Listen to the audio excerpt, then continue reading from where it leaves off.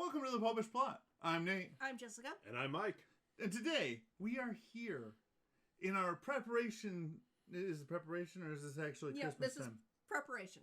Okay, sorry. We're so close. We film these things in advance. It's a little hard to... everything gets timey-wimey. It's now. It's now. When will then be now? Soon. Anyways, we are here getting ready for Christmas with some Christmas poetry. Yes. Today is the feast day of St. John of the Cross. Who, Doctor of the Church and hater of shoes. Yes.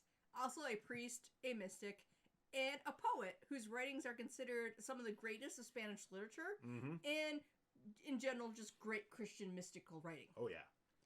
So we thought we would read some of his poetry that relates to Christmas time. Okay. Because his feast day is very close to Christmas. It's always 11 days before. Yes. By now, everyone's probably constantly heard 50 million Christmas songs on the radios that play it all ahead of time and stuff. Wait a minute. 11 days before. Shoot, I gotta get my Christmas presents bought. He's not wrong. Oh, no, I already did that. I was on the ball this year. I have not. Anyway, so we are going to be reading from the complete works of St. John of the Cross of the Order of Our Lady of Carmel by John of the Cross and translated into English by a David Lewis. Remember, that's complete works, so settle in. No. We are reading from the complete works. We are not going to read the complete works. Yeah, but my way's funnier. But I would really like to find the book of the incomplete works of St. John of the Cross. There you go. Anyway, Any book will suffice. yes, It's incomplete. It was edited by the Oblate Fathers of St. Charles, and this is from the 1864 edition. Oh, so All the right. newest one. Okay, cool. I don't know if there's newer editions. I just know that this is well past any copyright they had on Exactly. this one. We're in the clear, YouTube.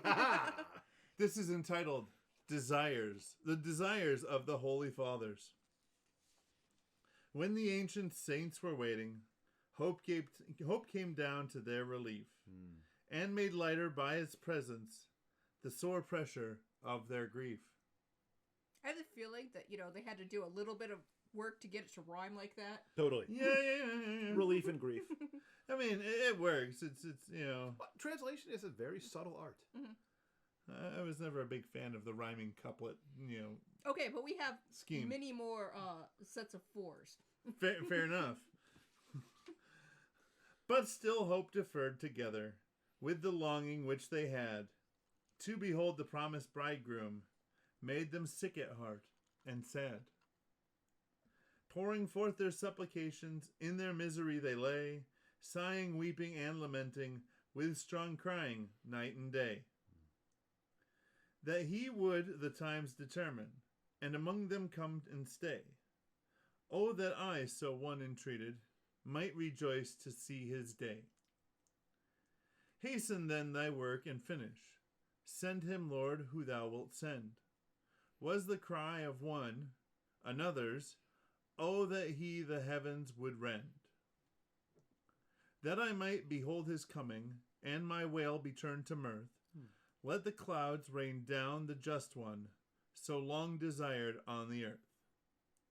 Let the earth which brought forth briars, now break forth, and in their room, let it bear the sacred flower, which shall ever on it bloom. Others also, oh how blessed, shall that generation be, which shall merit in time coming God's most holy face to see. That one's a pretty good one. I can't write that one. Men shall throng around him and touch him. Men shall throng around and touch him. They shall in his sight remain.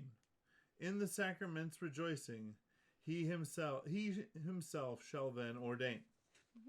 And then we have the next one, which has a poetic title on the same subject. When you read them in sequence, it works. These and other supplications, as the centuries rolled by, men poured forth with greater fervor as the promised time drew nigh. Aged Simeon in the furnace of his longing burning lay, praying God that he would grant him of his grace to see that day. And the ever-blessed Spirit condescended to his cry, and consoled him with the promise that the old man should not die, till he saw the ever-living God descended from above, took him in his arms and held him, and embraced him in his love. Ah, good old Simeon. Mm-hmm. Lord, now you can let me die. All right. Next one is on the Incarnation. Oh, sure. You get a good title. I mean, the desires of the Holy Father. On the same subject, man. On the same subject. Do you want the next one? In after fairness, this? do you want the next one after this? I'm fine. It's not the time to be envious. No. You should give him the next one after this. You're going to be the one after this one. I'm going to get it. In the fullness of the ages, now had come the holy tide, for the payment of the ransom of the long-expected bride. Groaning in the house of bondage, underneath the legal yoke of the precepts given by Moses, with these words the Father spoke. I, my son, have in thy likeness, in thy image made thy bride, that in that resemblance worthy, to be ever at thy side. But in one respect unlike thee, for her nature is not thine. She is flesh, her nature human, why thy nature is divine. Perfect love demands a likeness, in the lovers it unites, for the most complete resemblance mote aboundeth in delights. Now the love and exultation of the bride would greatly grow, if she saw thee in her likeness, in the flesh, on earth below. Then the Son, the Father, answered, Lo, my will is ever thine, and my glory which I cherish is that thine also mine. I am ready at thy bidding, for thy will is my delight, to make known at once thy goodness, and thy wisdom, and thy might. I will manifest thy justice, and proclaim throughout the earth the supremacy and beauty and sweetness of thy worth. I will go and seek my bride then, and upon myself will take all the poverty and sorrow she now suffers for my sake. And that I true life may give her, I will give her for my own. So shall I present her, rescued from the pit before thy throne. And then you can finish. Nope, it's a short one. You can do the next poem. The same subject. God then summoned the archangel, holy Gabriel, him he sent, to the Blessed Virgin Mary, to obtain the maid's consent. She consented in that instant, the mysterious work was done, and the Trinity a body, wrought and fashioned for the Son. In this wondrous operation, though the sacred three concurred, he who in the womb of Mary was incarnate is the Word. He who had a father only, had a mother also then, but it was in other fashion than the manner is of men. In the womb of Holy Mary, he his flesh did then receive, so the Son of God most highest, we the Son of Man believe. And we have one last poem that relates to Christmas from St. John of the Cross that I could find. Okay. In his complete works. And in keeping with the timeline here, we had incarnate within Mary. Mm-hmm. We now have the Nativity. Now at last the destined ages their appointed course had run, when rejoicing from his chamber issued forth the bridegroom's son. He embraced his bride and held her lovingly upon his breast, and the gracious mother laid him in the manger down to rest. There he lay, the dumb beasts by him. They were fitly stabled there, while the shepherds and the angels filled with melody the air.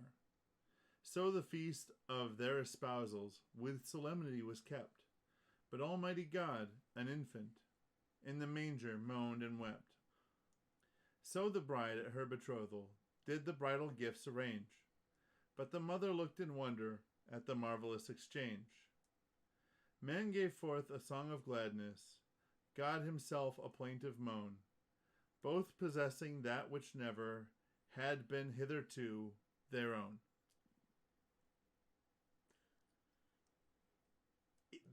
That's really good. It really is. I really enjoy the metaphor of Jesus as bridegroom to humanity. Well, then you must really like the works of St. John the Cross, because when he's not talking about flowers, he's talking about brides. I'm just saying. And running off into the night with his lover, which is God. I'm just saying.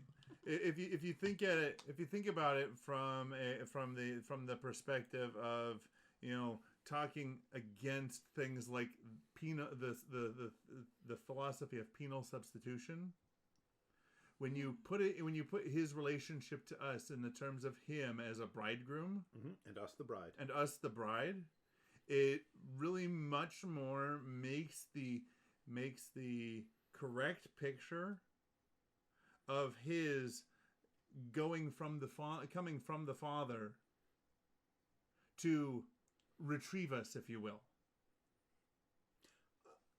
And I think one thing that poetry very much helps us do is grasp a hold of the mystery.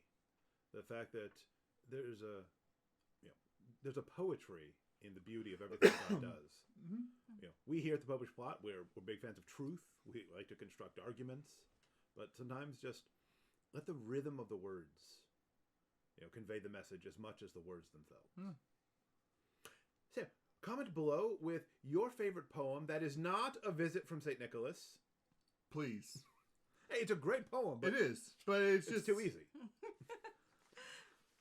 And remember, if you would like to read more of the poetry of St. John of the Cross, these poems came once again from the complete works of St. John of the Cross of the Order of Our Lady of Mount Carmel by John of the Cross.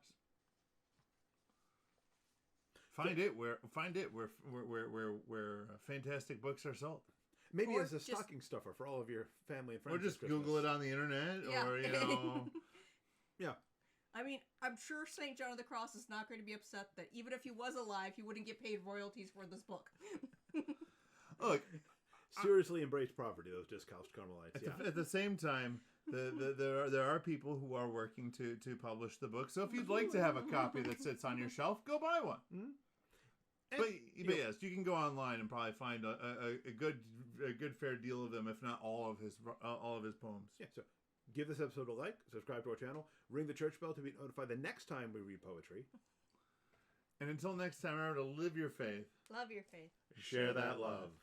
I mean, I'm just saying, because if you have a book sitting on the bookshelf, people are going to think you're cultured. Mm-hmm. Even if they are not entirely certain that is not a patent lie. Isn't that really the point of owning books, to impress others?